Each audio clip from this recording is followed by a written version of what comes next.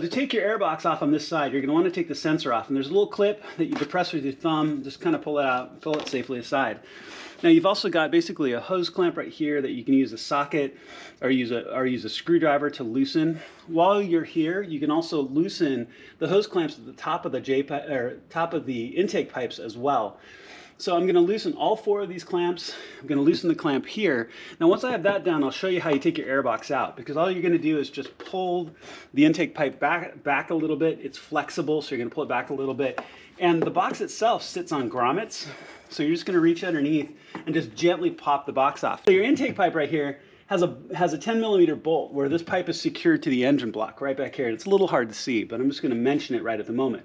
Now, if you put too much pressure on this pipe, so as you pull this up, and if you pull up on really hard or put a bunch of back pressure on this, you can break the bracket off for this pipe.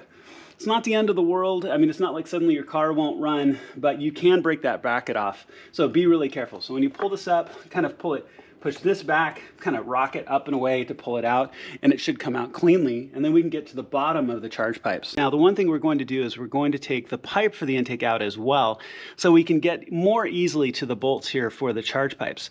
So as you can see, well lit right here, here's that 10 millimeter bolt, so make sure to take that out. Then this intake pipe will just carefully, if you rock it, it'll come right out. So since these are already aftermarket pipes, the bolts down here at the bottom are actually a little bit different. So if you can see right here, in this case, these are actually Allen bolts, but normally they are reverse Torx. And if I remember correctly, they are E12. But normally what you have is you have E12 bolts right here. You've got another one back in the back, which I'll show here just in a second. But go ahead and take your intake pipe out, and then the airbox pipe out, and then we'll take the intake pipes out next.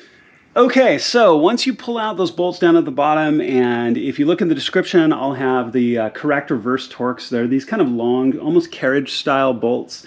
You just back them out with your reverse Torx and then just gently pull them out. Now you've gone ahead and released the hose clamps here at the top of the intakes.